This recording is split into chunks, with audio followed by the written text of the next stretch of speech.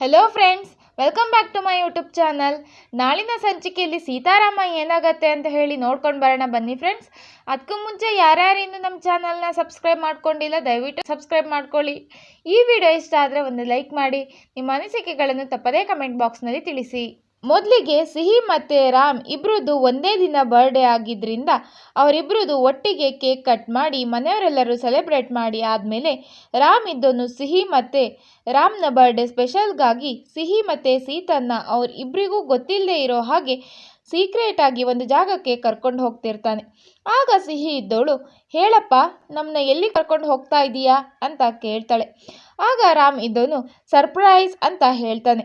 ಆಗ ಸೀತಾ ಇದ್ದವಳು, ನಿಮ್ಮ ಬರ್ಡೇಗೆ ನಾನು ನಿಮಗೆ ಸರ್ಪ್ರೈಸ್ ಕೊಡಬೇಕು, ನೀವು ನನಗೆ ಸರ್ಪ್ರೈಸ್ ಕೊಡ್ತೀರಲ್ಲ ಅಂತ ಸೀತಾ ಕೇಳ್ತಾಳೆ. ಓ, ಈ ಸರ್ಪ್ರೈಸ್ ಸಿಹಿಗ ಅಂತ ಕೇಳ್ತಾಳೆ. ಆಗ ರಾಮ್ ಇದ್ದವನು ಸಿಹಿಗೆ 1ರಿಂದ 100ವರೆಗೂ ಕೌಂಟ್ ಮಾಡೋಕ್ಕೆ ಸ್ಟಾರ್ಟ್ ಮಾಡು, ಅಷ್ಟರಲ್ಲಿ ಆ ಜಾಗ ಬಂದ್ಬಿಡುತ್ತೆ ಅಂತ ಹೇಳ್ತಾನೆ. ಆಗ ಸಿಹಿ ತುಂಬಾ ಖುಷಿಯಿಂದ ಓಕೆ ಅಂತ ಹೇಳ್ತಾಳೆ. ಅದಾದಮೇಲೆ ಸಿಹಿ ಕೌಂಟ್ ಮಾಡೋಕ್ಕೆ ಸ್ಟಾರ್ಟ್ ಮಾಡ್ತಾಳೆ.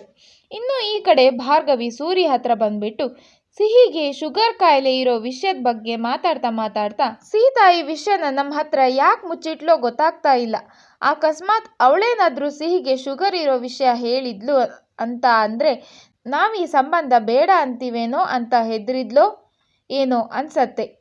ಅವಳು ನಮ್ಮ ಹತ್ರ ಕೆಲವು ವಿಷಯಗಳನ್ನು ಹೇಳೋದಿಕ್ಕೆ ಹಿಂಜರಿತಾಳೆ, ಹಾಗಾಗಿ ನಾವೇ ಹೋಗಿ ಅವಳ ಹತ್ರ ಕೇಳಿದರೆ ಚೆನ್ನಾಗಿರತ್ತೆ ಅಂತ ಹೇಳಿ ಸೂರಿ ಮೈಂಡ್ನ ಅವಳಿಗೆ ಹೇಗೆ ಬೇಕೋ ಹಾಗೆ ಡೈವರ್ಟ್ ಮಾಡೋದಕ್ಕೆ ಟ್ರೈ ಮಾಡ್ತಾಳೆ.